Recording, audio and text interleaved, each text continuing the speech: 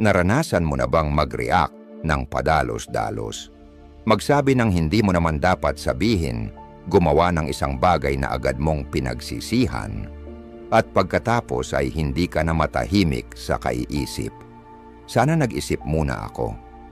Sa mundong pinangungunahan ng emosyon kaysa rason, kung saan mas inuuna ng mga tao ang pumili ng panig kaysa umunawa, ang kakayahang huminto sandali at mag-isip ng malinaw bago kumilos ay isang bihirang biyaya. And ito ay isang bagay na maaari mong ibigay sa iyong sarili. Ito mismo ang inihahanda sa atin, tahimik ngunit matiyaga, ng isang sinaunang filosofiya sa loob ng mahigit 2,000 taon. Ang Stoicism, na minsang naging gabay ng mga emperador at mandirigma, ay hindi nagtuturo kung paano kontrolin ang mundo. Itinuturo nitong kontrolin mo ang iyong sarili. Tinutulungan ka nitong manatiling matatag sa gitna ng kaguluhan. Mag-isip ng malinaw kahit puno ng emosyon. At higit sa lahat, gumawa ng mga desisyong batay sa rason at hindi sa bugso ng damdamin. Kung ito ang uri ng taong nais mong maging, ang 7 tips sa video na ito ang perpektong panimulang punto. Una, linawin ang pangunahing issue. Isang karaniwang pagkakamali ng maraming tao kapag may kailangang desisyonan ay ang padalos-dalos na pagkilos. Parang bomberong sumasalpok sa apoy nang hindi pa alam kung saan talaga nagsimula ang sunog. Tumatalon sila sa bagong dieta, nagpapalit ng trabaho, bumibili ng online course, lahat yan ng walang linaw. Ang tanging malinaw sa kanila ay ang emosyonal na pagtulak sa likod nito. Pagkabalisa, pagkabagot, pagsisisi o takot na maiwanan. Pero sa diwa ng Stoicism, walang dapat gawin hanggat hindi mo pa malinaw na naiintindihan kung ano talaga ang hinahabol mo.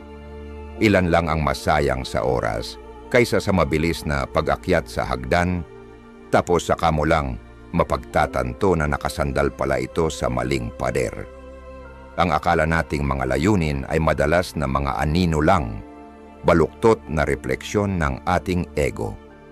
Maaring sabihin ng isang tao na gusto niyang pumayat para maging malusog, pero ang totoo, gusto lang niyang humanga ang iba sa kanya kapag sinuot niya ang lumang bestida.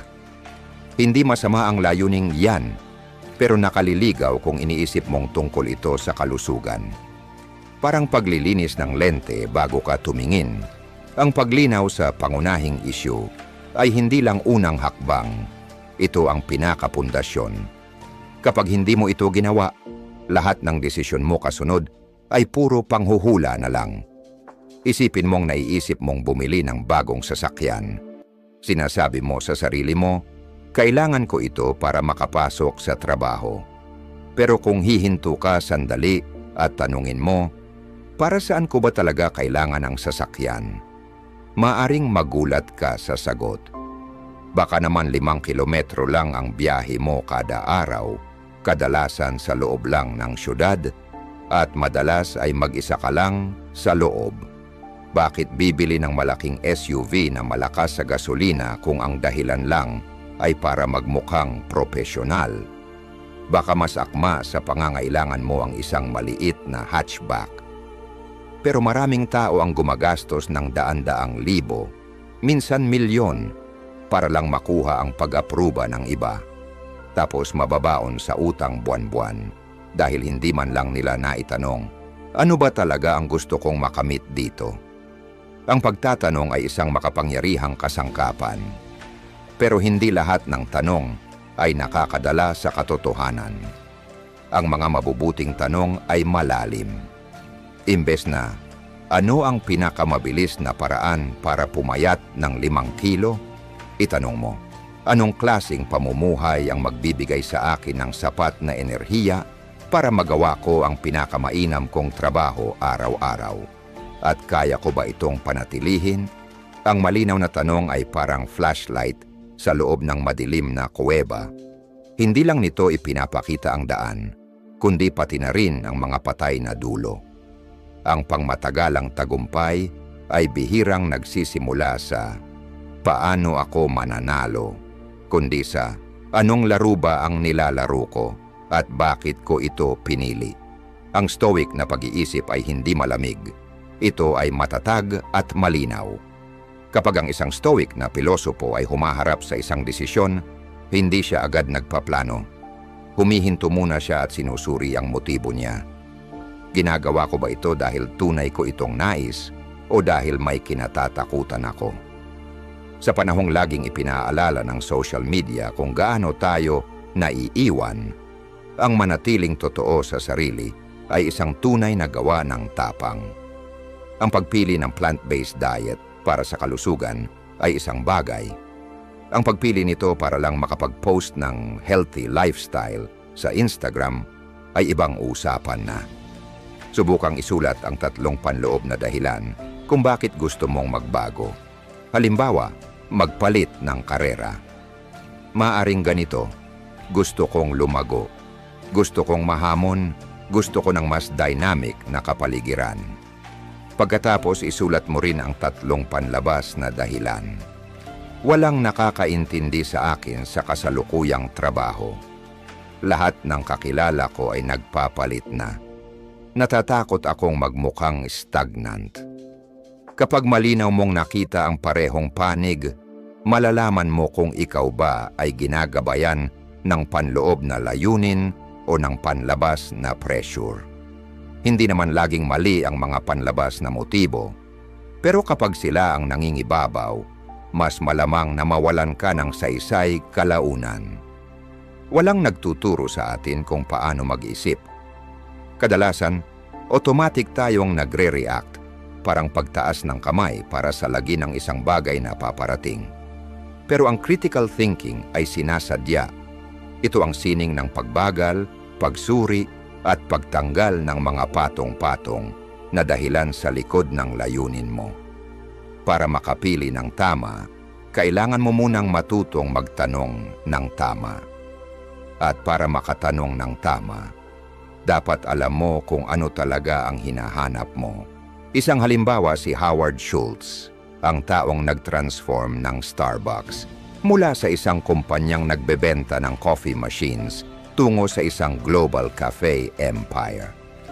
Ang nagtulak sa kaniya ay hindi ang tanong na paano tayo makakabenta ng mas maraming kape, kundi ano ba talaga ang hinahanap ng mga tao kapag pumapasok sila sa isang cafe?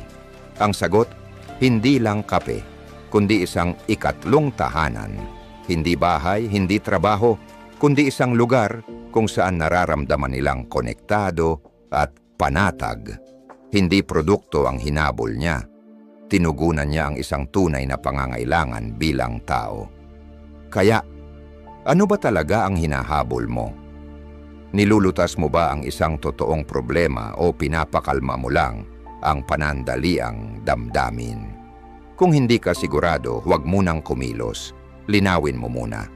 Parang isang bihasang manggagawa na dahan-dahang pinakikinis ang salamin, matiyaga, eksakto, hanggang ang refleksyon ay maging malinaw at totoo. Bawat matinong desisyon ay nagsisimula sa isang matinong tanong. At kapag alam mo na kung ano talaga ang hinahanap mo, doon pa lang nakatayo ang matibay na pundasyon para sa susunod na hakbang. Ang mangalap ng tamang impormasyon, ngayon may malinaw ng paningin at balanseng pag-iisip. Pangalawa, tipunin ang lahat ng mahahalagang impormasyon. Isa sa pinakadinikdik na patibong ng modernong pag-iisip ay hindi kakulangan ng impormasyon, kundi ang pagkalunod sa napakaraming impormasyon, pero karamihan ay hindi naman mahalaga. Hindi tayo nauuhaw sa gitna ng disyerto. Nalulunod tayo sa dagat ng datos. Sa mundong halos lahat ay tila mahalaga, itinuturo ng Stoic mindset na huminto at itanong sa sarili, tinutulungan ba talaga ako ng impormasyong ito na mas malinaw na makita ang issue? Iyan ang ikalawang hakbang sa pagpatalas ng kritikal na pag-iisip.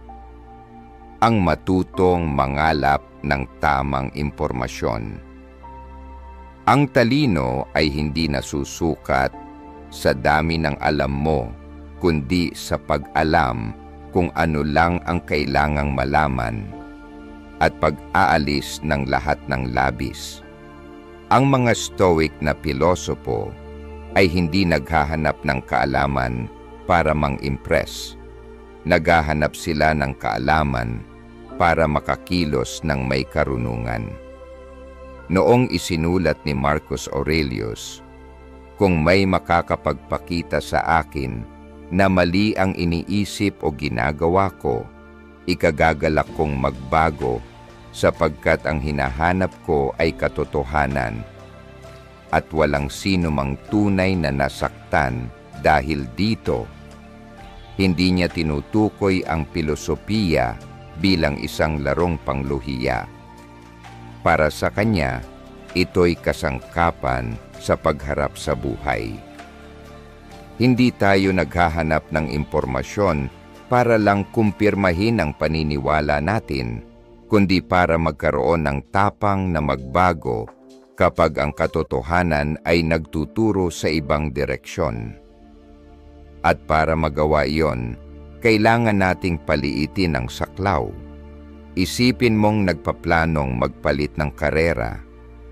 Hindi sapat ang pag-scroll sa ilang TikTok tungkol dito para lang makita kung interesting ba ito. Kailangan mong tukuyin ang landas mo. Anong larangan ng lilipatan mo? Bakit? Ano ang pumipigil sa iyo? Sa pamamagitan lang ng malinaw na mga tanong mo, matutukoy kung saan ka dapat maghanap. Mga ulat tungkol sa job market, karanasan ng mga taong nag-transition sa parehong field, at mga insight mula sa mga recruiter. Sa ganitong paraan, maiiwasan mong mahulog sa bitag ng marami. Ang pag-aakalang pananaliksik na ang ginagawa nila, pero ang totoo'y habol lang nila, ay views at likes. Pagkatapos, kailangan ng balanse. Huwag umasa sa isang uri lang ng source. Hindi puro academic paper lang o puro personal na kwento lang. Kung nag-aaral ka tungkol sa mindfulness meditation, ang scientific study ay nagbibigay ng datos. Ang video ng isang monghe ay nagtuturo ng presensya at paghinga. At ang personal na kwento ng isang taong nakarecover sa trauma ay nagbibigay ng lalim at damdamin. Ang impormasyon ay hindi lang naninirahan sa mga laboratorio. Nasa gitna ito ng datos at karanasan. Pero ngayon, may bagong panganib, bias sa pinanggagalingan ng impormasyon. Ang taong nagbebenta ng resume course ay palaging may research na nagpapatunay na ang CV ang susi sa pagkuha ng trabaho. Ang mga supplement seller ay may mga siyentipikong pag-aaral na sakto lang na pabor sa produkto nila. Ang isang Stoic ay hindi basta-basta naniniwala, pero hindi rin agad-agad tumatanggi. Marunong silang magbasa sa pagitan ng mga linya at magtanong, sino ang nakikinabang sa impormasyong ito? Isa ba itong objetibong katotohanan o isa lang madaling tanggapin na convenient truth? Dito na mahalaga ang pag-oorganisa ng impormasyon. Huwag umasa sa memorya mo lang. Gumamit ng charts, mind maps, o kahit color-coded sticky notes para paghiwa-hiwalayin kung alin ang fact, opinion, o emosyon. May isang negosyante na nagsabing, bago siya magdesisyon sa isang investment, Gumagamit siya ng simpleng chart na may 4 na column: pinagmulan, uri, kredibilidad, posibleng epekto. Mukhang basic pero epektibo. Ang malinaw na pag-iisip ay nagsisimula sa malinaw na tala. Pero higit sa lahat, panatilihin ang stoic mindset habang nangangalap ka ng impormasyon. Huwag kang maging sobrang sabik sa kaalaman na kahit anong tila tamang pakinggan ay agad mong kinakapit. Ang taong sinanay sa stoicism ay tumatanggap ng impormasyon ng may kababaang loob at handang bitawan ito kapag hindi na ito totoo o kapaki-pakinabang. Ang karunungan ay hindi tungkol sa pagiging palaging tama. Ito'y tungkol sa kakayahang bitawan ang isang ideya kapag hindi na ito nakatutulong, tulad ng isang hiker na tinatanggal ang bigat sa kanyang backpack habang paakyat ng bundok. Pag-isipan mo, ilan na bang desisyon mo ang naapektuhan lang ng isang clickbait headline, isang maikling video, o isang review na hindi mo man lang na-verify?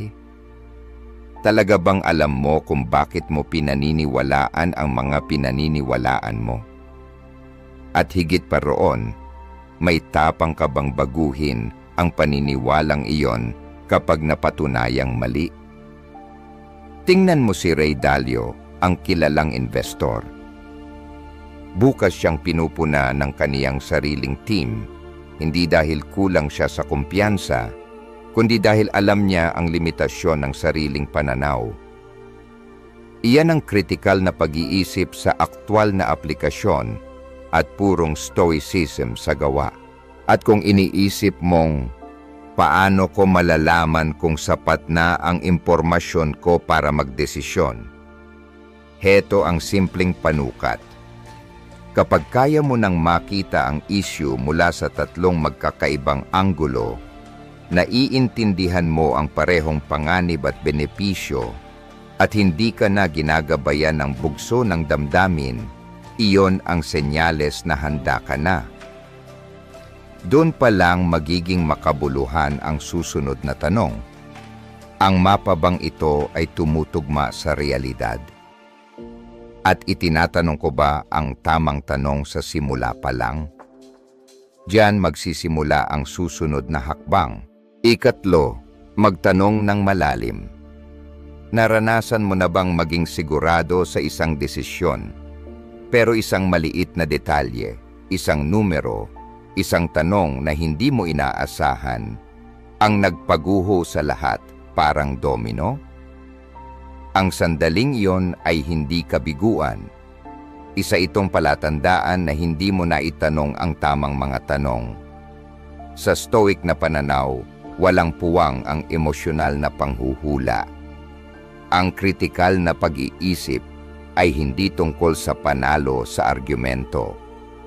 Ito ay tungkol sa pagtingin sa mga bagay ng eksakto kung ano sila, hindi sobra, hindi kulang.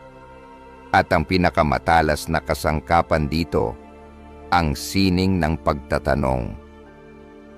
Minsang isinulat ni Marcus Aurelius, mapait ba ang pipino?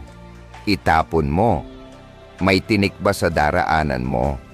Umiwas ka. Iyon lang ang kailangan mong malaman. Tunog simpleng payo, pero sa likod nito ay isang isipang matalim na parang labaha.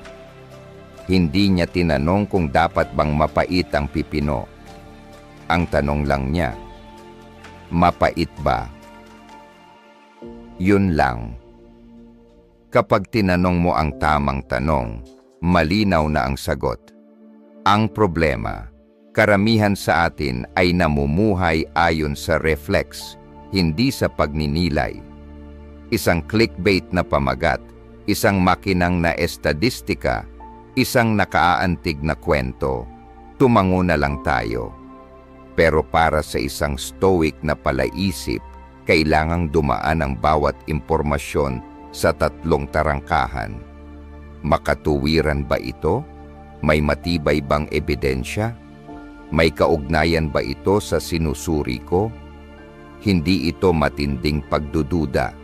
Ito ay intelektuwal na kababaang loob. Ang isang matalinong tao, hindi basta-basta nagtitiwala kahit sa gusto niyang paniwalaan kung hindi ito masusing sinusuri. Isipin mong nagbabasa ka ng artikulo na nagsasabing kaya raw pataasin ng isang herbal na tsaa ang memorya ng 30%. Marami ang agad bibili. Pero ang isang taong gabay ang stoic na pag-iisip ay magtatanong, ikinumpara sa ano? Sa anong grupo ng tao ito epektibo?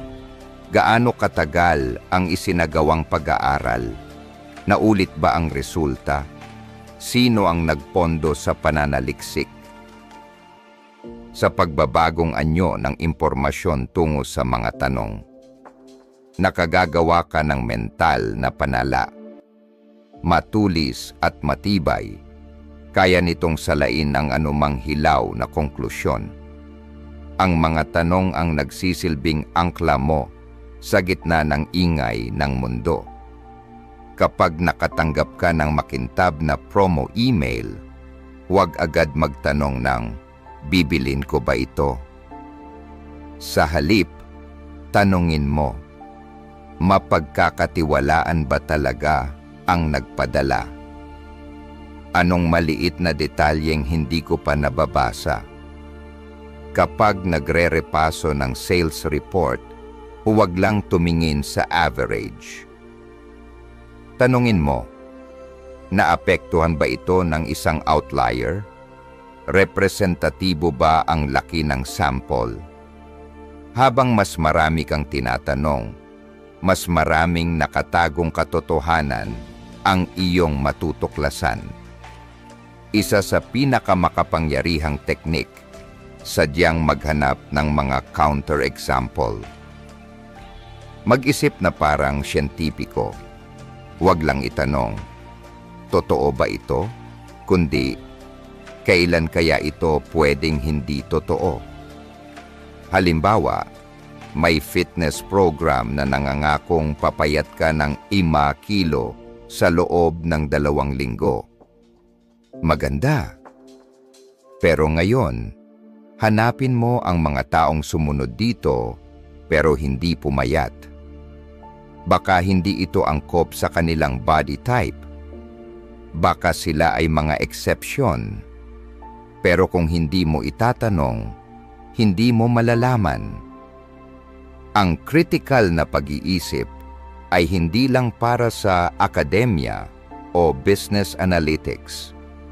Nasa bawat maliit na desisyon ito. Sino ang dapat pagkatiwalaan? Saan dapat mag-invest? Paano tumugon sa papuri o batikos?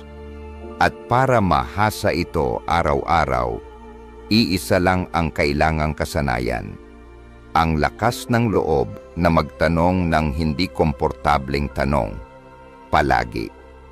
Isang ina na napapansin ang pagbagsak ng grado ng anak, huwag agad magalit. Dapat itanong, may pinagdadaanan ba siyang emosyonal na hindi ko napapansin? Ang isang manager na may empleyadong hindi maganda ang performance, huwag agad mag-isip ng termination. Dapat tanungin, may nangyayari ba sa work environment na humahadlang sa pag-unlad niya? Maaaring hindi agad dumating ang sagot, pero ang mismong pagtanong ay nagbabago na ng pananaw. Sa mundong mabilis ang galaw, bihira tayong huminto para magnilay. At ang pagtatanong ng tamang tanong ay isang radikal na kilos ng rason. Hindi para pagdudahan ang lahat, kundi para masiguradong nabubuhay ka sa katotohanan, hindi lang sa bugso ng damdamin. Sanayin ito araw-araw. Kapag may bagong impormasyon, bago ito paniwalaan, ikalat o aksyonan, tanungin mo ito ng hindi bababa sa 3 tanong. Maging istrikto na parang hukom, maging alerto na parang doktor. Dahil kung hindi mo ito tatanungin, ang buhay ang siyang magtatanong sa iyo sa mas mabigat na kapalit.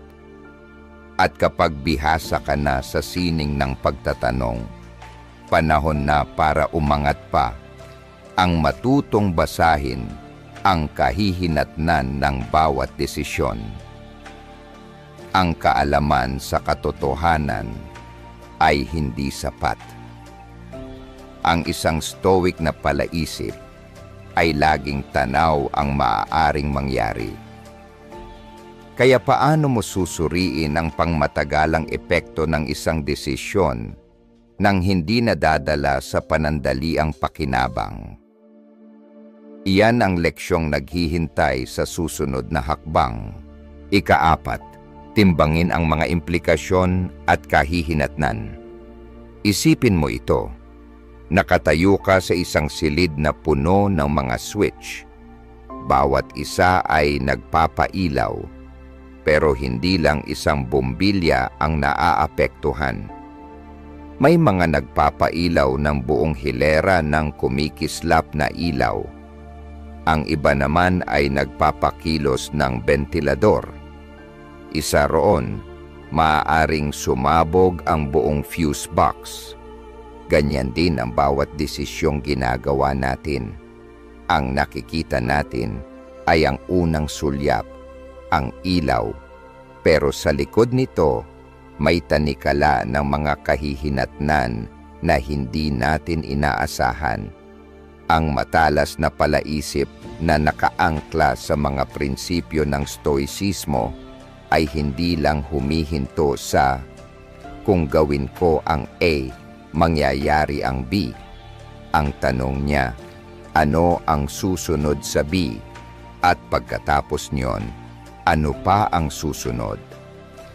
Madalas tayong natutokso sa kung ano ang madali at agad-agad ang nakalilitaw sa ibabaw ng yelo. Kaginhawaan, aliwalas, mga mabilisang panalo. Pero hindi tayo tinuturuan ng stoicismo na habulin ang magagandang pakiramdam. Tinuturuan tayo nitong silipin ang likod ng anyo at tingnan ang ubod ng mga kahihinatnan. Minsan ay isinulat ni Marcus Aurelius, tanungin mo ang sarili mo sa bawat sandali, kailangan ba talaga ito? Isang simpleng tanong, pero kung tunay mong ipapatupad ito sa bawat kilos mo, mas magiging disiplinado ka, mas tutok, at mas kakaunti ang pagkakamaling magagawa mo. Nakaakit ang agarang gantimpala. Ang 0% interest credit card ay parang sagip sa oras ng kakapusan. Pero ano ang susunod?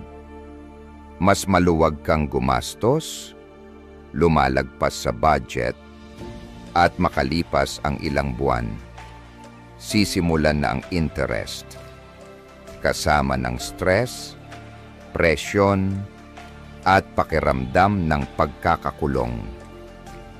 Ang akala mong ginhawa, naging lubid sa leeg. Kung may mas malawak kang pananaw, sana ay naitanong mo, saan ko kukunin ang pambayad dito?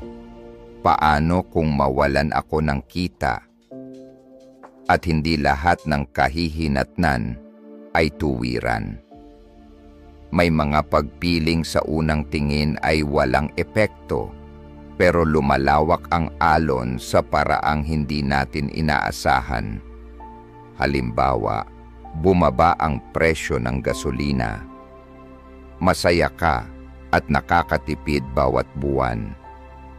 Pero tumataas ang konsumo, lumalapot ang trapiko, sumisipa ang polusyon. Kumakalat ang mga sakit sa paghinga, tumataas ang gastusin sa kalusugan. Ang mga epekto ay maaaring hindi agad kumatok sa pinto mo. Pero darating din yan sa anyo ng pambansang utang o sa ubo ng isang batang mahal mo. Hindi sumusunod ang stoic na pag-iisip sa emosyon o sa opinyon ng karamihan. Kumilos ito na parang estrategista. Laging sinusuri ang mga susunod na mangyayari. Ang isang aksyon ay may kaakibat na panandaliang resulta na magbubunsod ng panibagong epekto na susundan pa ng mas malalim at mas malalayong kahihinatnan. Bawat patong ay maaring mahirap makita, pero hindi ibig sabihin nito na hindi na ito totoo. Subukang iguhit ang mapa ng mga epekto tuwing may mahalagang desisyon kang hinaharap. Minsan, sapat na ang papel at panulat o kahit simpleng mind mapping app para makita ang mga domino bago sila magsipagbagsakan. At kapag nakita mong may negatibong kahihinatnan na hindi na maiiwasan, huwag basta sumuko. Bawasan ito. Halimbawa, nasa mahigpit kang dieta para pumayat pero nararamdaman mong kulang ang nutrisyon mo. Huwag agad huminto. Itanong, pwede ba akong uminom ng vitamins? Dapat ko bang ayusin ang plano? Ang mga stoic ay hindi tumatakas sa hirap. Umaangkop sila at mas lalong tumitibay sa bawat pasyang pinapatalas nila. Muling napatunayan ito ng kasaysayan. Madalas ang hindi inaasahang kahihinatnan ang siyang humuhubog sa kapalaran. Nang inilunsad ng NASA ang Challenger Shuttle, alam nila ang panganib ng rubber seals sa malamig na panahon, pero hindi nila nasuri ang lahat ng susunod na epekto. Ang resulta, trahedya, pagkawala, at malaking dagok sa kanilang reputasyon. Hindi dahil pabaya sila, kundi dahil hindi sila tumingin ng sapat sa hinaharap. Sa sarili mong buhay, natanong mo na ba ang sarili mo ng ganito? Kung gagawin ko ito, ano ang ibig sabihin nito sa loob ng 3 buwan? Sa loob ng 3 taon? Subukan ng isang simpleng kasangkapan, ang 10-10 rule. Kapag nahaharap sa isang desisyon, itanong, ano ang mararamdaman ko tungkol dito sa loob ng 10 minuto? Sa loob ng 10 buwan? Sa loob ng 10 taon? Maaring baguhin ng sagot mo ang susunod mong kilos. Hindi ito banayad na paanyaya. Simula ngayon, tingnan mo ang buhay na parang chessboard. Huwag kang maging manlalarong isang galaw lang ang iniisip. Matutong silipin ang 3, 5, kahit 7 galaw pasulong. Hindi ginagantimpalaan ng buhay ang marunong lang tumugon. Ginagantimpalaan nito ang mga marunong umaninag sa hinaharap. At kung nakarating ka na sa puntong ito, binabati kita. Lampas ka na sa kalahati ng video. Hindi lahat ay may pasensya para mag-isip ng malalim at manatiling matalas sa mundong nalulunod sa distractions at dopamine. Kung may nakuha kang halaga mula rito, pindutin ang subscribe para patuloy tayong maglakbay sa landas ng stoic na linaw at tibay ng isipan. Marami pa ang naghihintay. Huwag kang aalis. 5, tingnan ang pananaw ng iba. Isang karaniwang pagkakamaling madalas gawin ng matatalinong tao ay ang akala nila'y nakita na nila ang buong mapa dahil lang nakatayo sila sa mataas na burol. Pero ang totoo, bawat pagbabago ng pananaw ay binabago rin ang tanawin. Hindi lang ito leksyon sa heograpiya. Ito'y isang pangunahing prinsipyo ng critical thinking, lalo na kung nais mong linangin ang kalinawang itinataguyod ng pilosopiyang Stoic. Sa panahong ang tama at mali ay madalas kinukulong sa ilang galit na linya sa social media, ang matutong tumingin sa mundo gamit ang iba't ibang lente ay hindi na opsyonal. Isa na itong kasanayang kailangan para mapanatili ang malinaw na pag-iisip at malayang pananaw. Naranasan mo na bang mainis sa isang taong sumusuporta sa politikong sa paningin mo ay moral na kabulukan? O kaya'y magtaka sa matalik mong kaibigan na bigla na lang nag-resign kahit mukhang maayos naman ang trabaho niya? Sa halip na isantabi sila at manirahan sa kaginhawaan ng isang panig na pag-iisip, subukang lumagay sa kanilang posisyon. Hindi para sumang-ayon, kundi para umunawa. Baka naman hindi bulag ang taong iyon na sumusuporta sa politiko. Baka pinahahalagahan niya ang pagkakakilanlang kultural, representasyon, o simpleng ang pakiramdam na may nakikinig sa kanya. Hindi ibig sabihin nito na mali sila. Iba lang ang kanilang inuuna. Gaya ng paalala ng mga Stoic, hindi dapat tayong magalit sa mga mukhang naliligaw. Hindi nila sinasadyang gumawa ng mali. Gumagawa lang sila ng tama ayon sa pagkakaintindi nila. Isang makapangyarihang kasangkapan para palakasin ang kakayahang ito ay ang Devil's Advocate exercise. Isulat mo ang isang paniniwalang matindi mong pinanghahawakan. Halimbawa, nakakasama sa ekonomiya ang Polisiya X.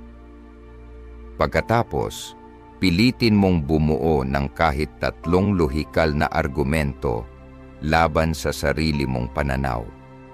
Hindi ito madali, para bang nilalabanan mo ang sarili mong lohika. Pero sa tensyong iyon, matutuklasan mo ang mga kahinaan ng pag-iisip mo, mga puwang na maaaring natakpan ng emosyon. Walang mahusay na nag-iisip ng nag-iisa. Ang paghahanap ng mga espasyong may respeto sa diskurso ay nakatutulong para mapalawak ang iyong pananaw. Itanong mo, maaari mo bang ipaliwanag kung bakit mo sinusuportahan ang pananaw na yan? Hindi para patahimikin sila, kundi para mas malalim silang maunawaan. Isipin mong parang fencing arena ang isipan mo. Sa pagharap mo sa mga kontrapananaw, doon mo na susukat kung talas ba o mapurol na ang iyong talim. Ang pagsasanay sa ganitong paraan ay hindi lang tumutulis sa pag-iisip. Bumubukas din ito ng 3 makapangyarihang posibilidad. Una, ang pagtibayin ang paniniwala mo kung kinaya nitong humarap sa hamon. Pangalawa, ang paghasa rito kung may nakitang bagong detalye o lalim. At pangatlo, ang bitawan nito kung hindi na sinusuportahan ng mga ebidensya. Lahat ng ito ay panalo dahil ang layunin ay hindi ang protektahan ang ego mo, kundi ang lumapit sa katotohanan. At para magawa iyon, kailangan mo ng lakas ng loob na harapin ang mga bagay na hindi mo pa nauunawaan at ng kababang loob para tanggapin na maaari kang magkamali. Kapag tinanggihan mong makinig, hindi ka lang nagsasara ng pinto sa pag-unawa. Pinuputol mo rin ang sarili mo mula sa komunidad na kinabibilangan mo.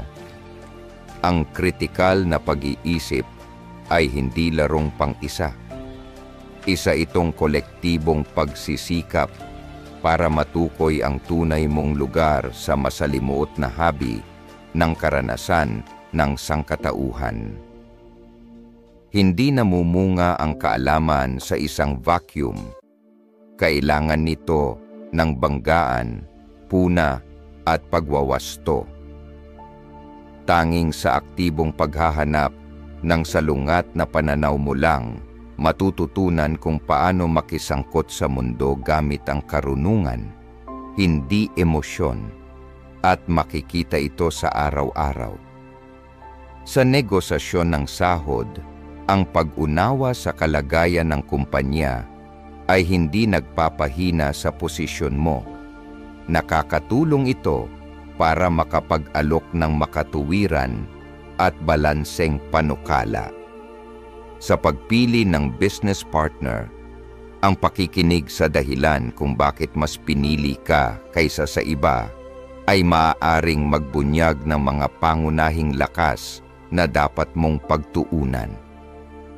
Pinakamainam kang makipagtalo kapag lubos mong nauunawaan ang iyong kinokontra.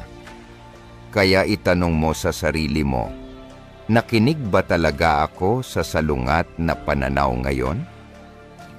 Gaano nakatagal mula noong huli kang lumabas sa mental comfort zone mo? At anuman ang bagay na pinaniniwalaan mong tama ngayon, makakaligtas ba ito sa pagsisiyasat ng hinaharap mong sarili?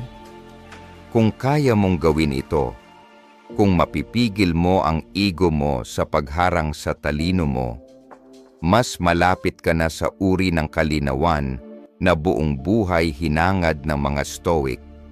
Pero ang tamang pag-iisip ay hindi sapat.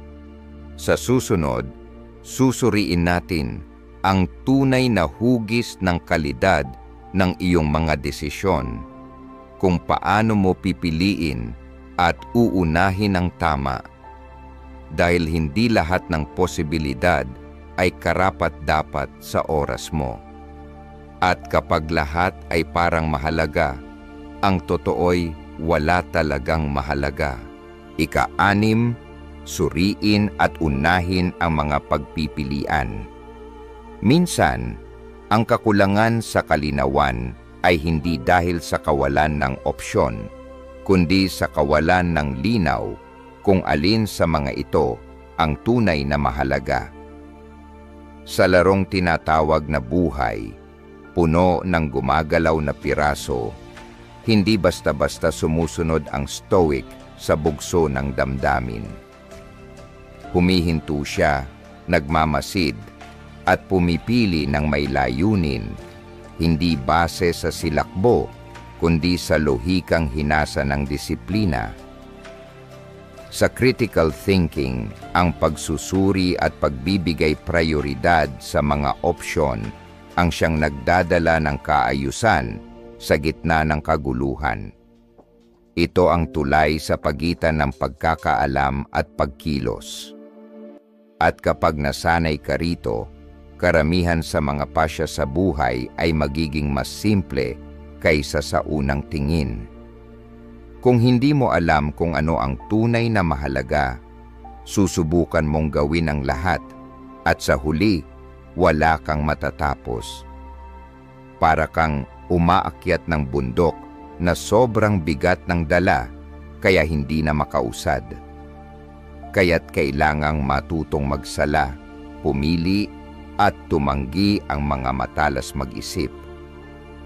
Pero paano ka nga ba pipili ng tama? Magsimula sa isang hakbang.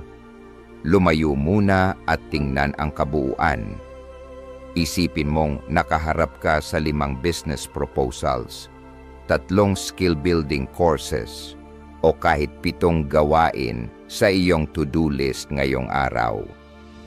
Karamihan ay pipili base sa bugso ng damdamin, kung alin ang bago, kapana-panabik, o pinupuri ng iba. Pero iba ang Stoic.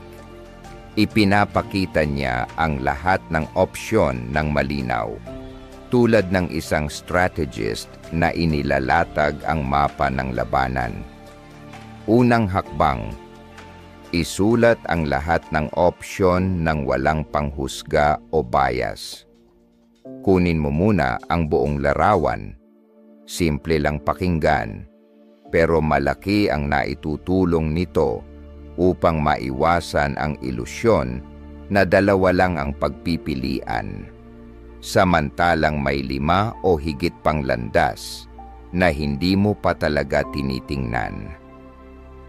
Pangalawang hakbang, suriin ang bawat opsyon gamit ang malinaw na pamantayan. Hindi ang tanong na, alin ang pinakagusto ko, kundi alin ang pinakanaayon sa layunin ko. Ang bagay na gumagana sa iba ay maaaring perpekto para sa kanila, pero kapinsalaan para sa iyo. Kaya't kailangan mong linawin muna ang layunin mo. Pagkatapos, tukuyin ang mga pamantayang mahalaga: kahusayan, pagpapanatili, gastos, panganib, at posibilidad. Halimbawa, gusto mong matuto ng bagong wika. Pwede kang mamili sa online course, tutor, o pag-aaral sa ibang bansa. Kung limitado ang budget mo, mas dapat mong bigyang timbang ang gastos. Sa pagbibigay halaga o weights sa bawat pamantayan, naiaalis ng Stoic ang emosyon sa pagpili at ang lohika ang siyang gumagabay. Sa pag-iensayo nito, nahuhubog ka bilang mataas ang katumpakang tagapagpasya. Halimbawa, isang logistics manager ang kailangang pumili ng software para sa buong supply chain. Sa halip na basta piliin ang pinakasikat na brand, bumuo siya ng scoring matrix. Bilis, seguridad ng datos, compatibility ng features, presyo, at kadalian ng pagsasanay. Bawat isa ay binigyan ng score mula 1 hanggang 5, saka minultiplika sa kani-kanilang timbang. Ang resulta, pinili niya ang hindi kilalang solusyon na doble ang performance at 40% mas mura sa budget. Ang aral dito, hindi mo kailangang alam agad ang sagot. Kailangan mo lang ng malinaw na sistema at ng pasensya para sundin ito. Sa pagraranggo, pagsusuri at paghiwa-hiwa sa mga opsyon, gamit ang lohika, makikita mo kung ano ang karapat-dapat habulin at matututong bitawan ang iba ng walang panghihinayang.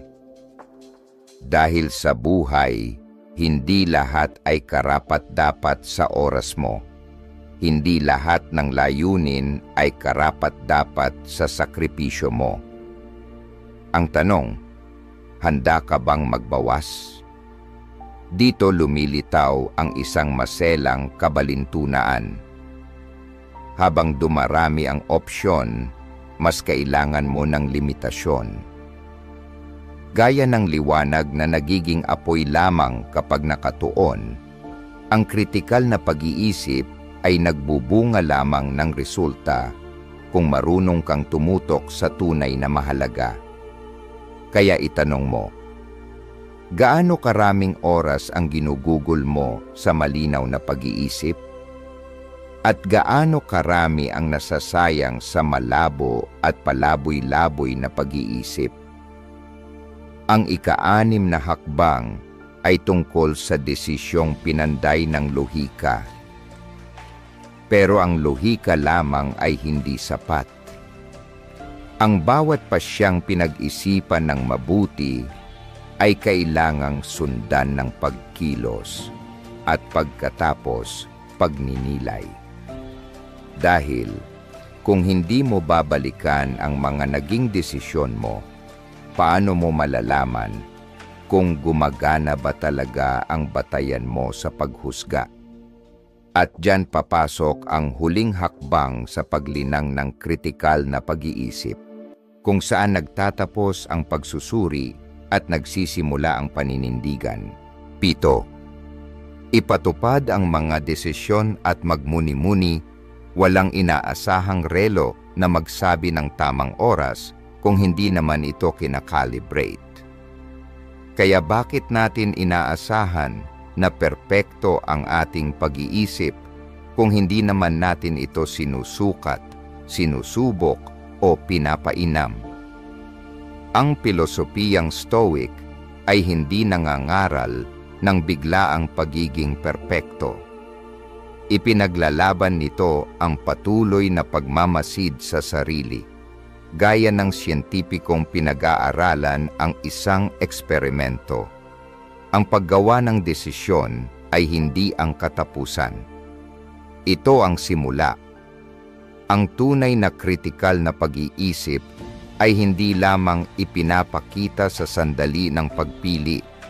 Ito'y lumalago sa hirap ng pagpapatupad at sa pagbabalik tanaw. Kung walang aksyon, kahit gaano katalim ang lohika, para lang itong bula ng sabon sa ibabaw ng tubig. Iyon ang dahilan kung bakit ang tunay na kaibahan ng isang taong basta nag-iisip lang at ng isang talagang namumuhay ay ito: ang kakayahang gawing karanasan ang iniisip. Hindi teorya, hindi hilaw na kaalaman, kundi isang bagay na sinubok mismo ng buhay. Kapag pinili mong subukan ang bagong dieta, hindi na ito basta ideya, isa na itong eksperimento. Maglalagay ka ng mga parametro, petsa ng pagsisimula, meal plan, at mga checkpoint para sukatin ang progreso. Hindi mo ito iniiwan sa tsamba. Ang isang Stoic ay sinasadya ang kilos dahil alam niyang ang pagkontrol sa sariling aksyon ay unang hakbang para patnubayan ang resulta o kahit papaano gabayan ang landas patungo roon. Ngunit walang kumikilos na walang hadlang. Laging may istorbo, isang birthday party, isang sakit ng ulo na dahilan para hindi makapag-ehersisyo o ang pagkapagod sa ika-5 araw. Hindi iyon kabiguan. Iyon ay datos at kailangan mong kolektahin ito. Ang isang simpleng notebook kung saan itinatala mo kung ano ang kinain mo, paano ang pakiramdam mo, at ano ang tumukso sa iyo para sumuko. Iyan ay kayamanan. Dahil ang tunay na kaalaman sa sarili ay hindi nanggagaling sa walang katapusang pag-iisip. Nagmumula ito sa mulat na pamumuhay at tuloy-tuloy na pagtatala. Hindi mo kailangang maging pilosopo para magmuni-muni. Kahit sino ay pwedeng magsulat ng "Mas mainitin ang ulo ko pagkatapos ng 3 araw na walang asukal." At mula roon, pwede mong itanong ang tamang tanong: dapat ko bang bawasan lang, imbes na tuluyang alisin? Madalas nating isipin na ang tamang desisyon ang pinakamahalaga. Pero kahit gaano ito katalino, kung hindi naman nasusubukan, baliwala ito. Walang silbi ang isang plano kung mananatili lang ito sa papel. Hindi umaasa ang mga atleta sa feedback lang ng coach nila. Pinapanood nila ang footage ng laro. Ganon din ang kritikal na pag-iisip. Hindi ito tumitigil sa pagpili. Lumalalim ito sa pagsusuri. Ano ang gumana? Ano ang hindi? Bakit?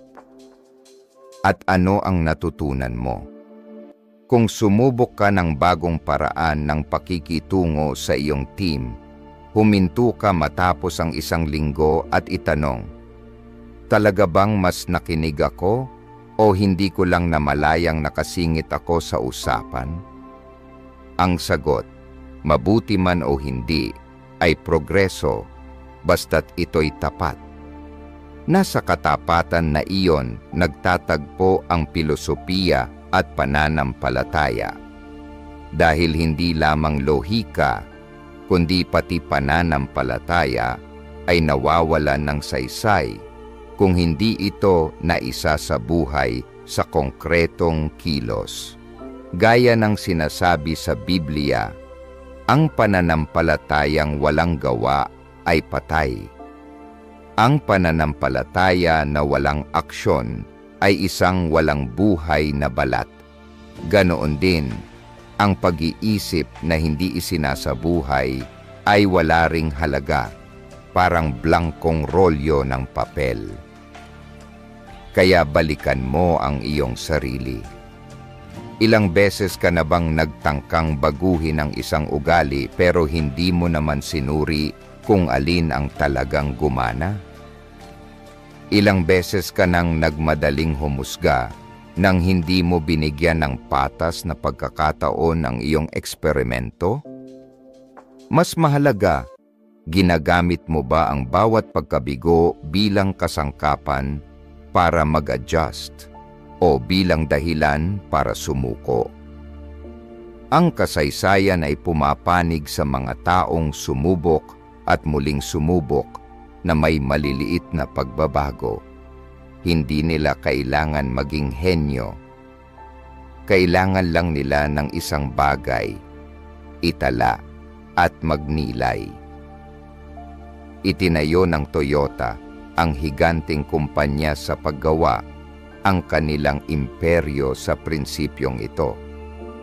Tinawag nila itong Kaizen, ang tuloy-tuloy na pagpapainam, pulgada kada pulgada, na pinapatakbo ng walang humpay na pagmamasid at feedback. Kung naghahanap ka ng panimulang hakbang, gamitin mo ang simpleng 4 na hakbang na ito. Una, tukuyin ang layunin ng iyong aksyon. Pangalawa, magtakda ng malinaw na takdang oras. Pangatlo, itala ang iyong araw-araw na proseso, maikli pero tapat. At panghuli, suriin kung ano ang gumana, ano ang naging hadlang, at ano ang dapat baguhin. Huwag mong hintayin ang motibasyon. Huwag mong hintayin ang perpektong sandali. Kumilos ka at saka magmuni-muni. Dahil wala nang hihigit pa sa tunay na buhay pagdating sa paghasa ng isipan, kung handa ka lang itong pagmasdan bilang isang estudyanteng panghabambuhay.